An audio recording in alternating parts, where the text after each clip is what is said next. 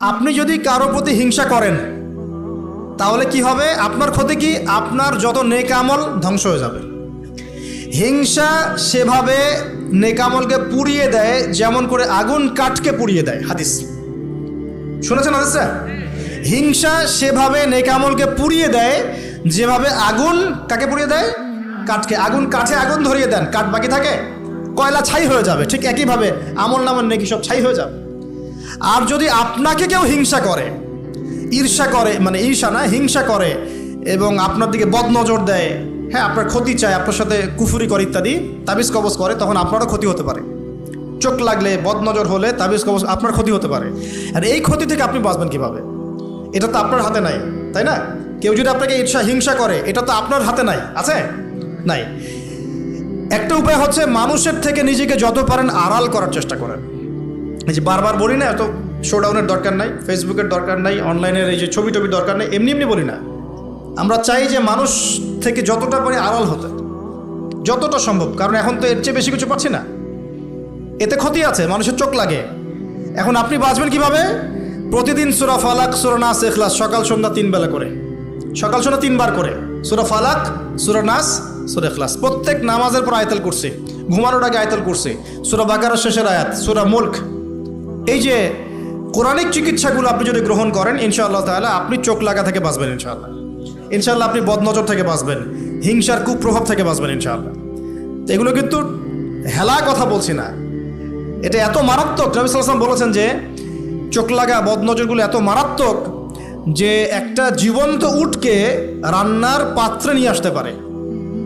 এত ডেঞ্জারাস, এত ডেঞ্জারাস। তো হিংসা করবেনও না, হিংসার শিকারও যেন না হন। এই জন্য সূরা ফালাককে বেশি বেশি তিলাওয়াত করবেন। কুল আউযু বিরাব্বিল ফালাক মিন শাররি মা খালাক ওয়া মিন শাররি গাসিকিন ইযা ওয়াকাব ওয়া মিন শাররিন নাফাসাতি ফিল উকাদ ওয়া মিন শাররি হাসিদিন এই যে ইযা হাসাদ। আমি হিংসুকের হিংসা থেকে আল্লাহ তোমার আশ্রয় চাচ্ছি যখন সে হিংসা করে। পারবেন ইনশাআল্লাহ? আর কি করা যাবে না? আল্লাহর নূর মারিফত পেতে হলে অহংকার করা যাবে না। কি যাবে না? আল্লাহ পাক সব পছন্দ করলে অহংকার পছন্দ করবেন না। আল্লাহ পাক অহংকার পছন্দ করবেন। আল্লাহ পাক অনেক পাপ মাফ করে দিতে পারেন। অহংকার আল্লাহ পাক খুব কঠিনভাবে ধরেন। আল্লাহ পাক খুব কঠিনভাবে অহংকারীকে আল্লাহ পাক কখনোই পৃথিবীতে টিকতে দেন নাই। অহংকার আল্লাহ পাকের চাদর, এটা ধরে কেউ টান দিতে পারে না। তো মনের মধ্যে যদি অহংকার থাকে, কোশ্চিন কালেও ডিগ্রি সার্টিফিকেট অর্জন করেও আল্লাহর নূর পাওয়া যা, আপনি খিদির হতে পারবেন না, সিচুয়েশন বুঝতেও পারবেন না, সলিউশনও বের করতে পারবেন না। একজন সত্তার কথা বলে দেই, আমি আলোচনা গুটিয়ে নিচ্ছি আস্তে আস্তে ইনশাল্লাহ। একজন সত্তার কথা বলি, ইবলিস নাম আছে, মনে আছে? ইবলিস, সে কি আল্লাহর একজন আবেদ ছিল না? ইবাদত করে নাই? তার জ্ঞান ছিল না? প্রচণ্ড জ্ঞানী ছিল, আল্লাহ পাকের প্রচুর ইবাদত করেছে। কেন জাহান্নামী হলো? কি কারণে জাহান্নামী হলো? দেখেন, সে আল্লাহ পাকের আদেশকে লঙ্ঘন করেছে, সেজদা করে নাই। এই তো আদম আলাইহিস সালামও তো গাছের কাছে চলে গিয়েছেন। তাহলে আদম আলাইহিস সালামও তো গাছের কাছে গিয়েছেন, আল্লাহ পাকের হুকুমটা লঙ্ঘন হয়ে গেল না? ইবলিসও তো লঙ্ঘন করেছে। তাহলে উভয়ের মাঝে কি পার্থক্য? পার্থক্যটা হচ্ছে আদম আলাইহিস সালাম ভুল করে তওবা করে ফিরে এসেছেন, অহংকার করেন নাই, করেছেন? পক্ষান্তরে ইবলিস ভুল করেও তার উপর অটল থেকেছে। সে বলেছে খলাকতানি মিন নার ওয়া খলাকতাহু মিন তিন। আল্লাহ, আপনি যে আমাকে বলছেন আদমকে সেজদা করতে, আপনি ভুল, আমি সঠিক। নাউজুবিল্লাহ। এই যে আবা ওয়াস্তাকবার, সে উদ্ধত হলো এবং অহংকার প্রদর্শন করলো। এই একটা কারণেই আল্লাহ পাক কি করেছেন? তাকে চিরস্থায়ী জাহান্নামে দিয়েছেন। কথা কি বুঝতে পারছেন? অতএব অহংকার থাকলে আল্লাহর নূর পাওয়া যাবে না। ইবলিসের ইবাদত ছিল, টিকতে পারে নাই। ওর কিন্তু ইলম ছিল, টিকতে পারে নাই। আল্লাহ বোঝার তৌফিক দান করেন। আর অহংকার মানে এই নয় যে আপনি ভালো জামা পরেছেন, ভালো একটা সুন্দর বাড়ি করেছেন, আপনার জুতাটা সুন্দর, আপনার মানে কিছু জমি জমা আছে, হ্যাঁ, আপনার চলাফেরা, আপনি শৌখিনতা পছন্দ করেন, এটার নাম অহংকার নয়। অহংকার কি? অহংকার হচ্ছে মাতরুল হক ওয়া গামতুন নাস, সত্য যেটা আল্লাহর পক্ষ থেকে সত্য বিধানটাকে অস্বীকার করা এবং মানুষকে তুচ্ছ তাচ্ছিল্য করা, এই হলো অহংকার। মনে থাকবে? অহংকার কি? সত্যকে প্রত্যাখ্যান করা এবং মানুষকে কি করা? তুচ্ছ তাচ্ছিল্য করা। একজন মুমিন ভাইয়ের খারাপ হওয়ার জন্য এতটুকু যথেষ্ট যে সে আরেকজন মুমিন ভাইকে তুচ্ছ তাচ্ছিল্য করছে। এখন এই সোশ্যাল মিডিয়াতে এটা হয় না? সোশ্যাল মিডিয়া মানেই হচ্ছে যাকে পাও ধুয়ে দাও একদম, মানে এর মধ্য দিয়ে দিনের কি যে খেদমত করতেছে আল্লাহ ভালো জানে। অথচ আপনি তারে বসায় দেন এসব চেয়ারে, দেখেন কয়টা লাইন বলতে পারে এখানে বসে, দুটা হাদিস মুখস্থ করতে দেন, 40টা আয়াত মুখস্থ করতে দেন, দিনের জন্য একটা বই লিখতে দেন। মানে এখন দেখবেন এমন একটা যুগ চলছে, যারা কাজ করে ওরা বেশি সমালোচনার শিকার হয়, যে কাজ করে না ওর কোনো সমালোচনাই নাই। অন্তরটা পবিত্র হবে ইনশাআল্লাহ আজ্জা ওয়া জাল। হিংসা করা যাবে না, আল্লাহ নূর পেতে হলে অহংকার করা যাবে না। 3 নম্বর একটা জিনিস বলে দেয়, কি করা যাবে না? কাউকে অপবাদ দেওয়া যাবে না। কাউকে কোনো মিথ্যা অপবাদ দিলে অন্যের হকে আপনি দায়গ্রস্ত হয়ে যাবেন, তখন অন্যের হকের দায়গ্রস্ততা পূরণ করতে আল্লাহর কাছে আপনাকে কঠিন বিচারের সম্মুখীন হতে হবে।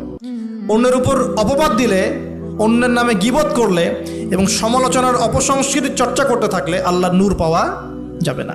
4 নম্বর কি? 4 নম্বর পরশ্রী কাতরতা। অন্যের সুখ দেখে, উন্নতি দেখে, অগ্রগতি দেখে আপনার সহ্য হয় না, জলে। ঠিক আছে, এইরকম মিন মাইন্ডেড মানে ছোট লোকের মনোভাব থাকলে কোশ্চেন কালেও আল্লাহ নূর কলবে আসবে না। আর 5 নম্বরটা হচ্ছে মানুষের প্রতি দয়ালু হতে হবে। কি হতে হবে? দয়ালু। দয়ালু মানে কি? যে সবাইকে আগে নিজের ভাই মনে করতে হবে। একজন ব্যক্তি পলিটিশিয়ান হোক, মিলিটারি সেক্টরে থাকুক, পুলিশ হোক, বিজিবি হোক, আনসার হোক, সাধারণ মানুষ হোক, যুবক যুবতী, কিশোর কিশোরী যেই হোক, এদেশের সবাই আমার আপন ভাইয়ের মতো, সবাই আমাদের ভাই, সবাই মুসলিম ভাই। হ্যাঁ, ওদের মধ্যে মাযহাবী পার্থক্য থাকতে পারে, তরিকার পার্থক্য থাকতে পারে, পলিটিক্যালি পার্থক্য থাকতে পারে, মতাদর্শের পার্থক্য কি থাকতে পারে না? থাকতে পারে। সবার মত কি একরকম হতেই হবে? কিন্তু তারা সবাই আমার মুসলিম ভাই। যতক্ষণ পর্যন্ত না তারা প্রকাশ্য কোনো কুফরির ঘোষণা দিয়েছে, ততক্ষণ পর্যন্ত কি সবাই মুসলিম ভাই। আগে সবাইকে ভাই মনে করে জনদরদিত হতে হবে। আগে সবার ভালোটা বুঝতে গেলে আগে জনদরদিত হতে হবে, রহম দিলওয়ালা হতে হবে। আপনি হকের উপর থাকবেন, ন্যায়টা ন্যায় হবে, অন্যায় অন্যায়। ন্যায় যদি আমার দুশ্মনও করে সেটাও ন্যায়, আর অন্যায় যদি আমার বাড়ির লোক করে সেটাও অন্যায়। একটা সৎ অন্তর লাগবে তো আগে। এই রহম দিলওয়ালা না হতে পারলে খিদির হওয়া যাবে না। কারণ আল্লাহ পাক খিদির সম্পর্কে বলেছেন যে আমি খিদির আলাইহিস সালামকে আমার পক্ষ থেকে রহমত দিয়েছিলাম, দয়া দিয়েছিলাম। সুবহানাল্লাহ। ওয়া আল্লামনাহু মিন লাদুন্না ইলমা, এবং আমি আল্লাহ খিদিরকে আমার পক্ষ থেকে জ্ঞান শিক্ষা দিয়েছিলাম।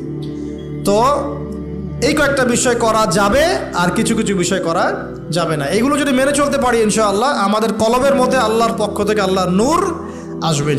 সেটা হলো, কোরআন একটা সূরা আছে, সূরার নামই হচ্ছে সূরা নূর। কি নাম?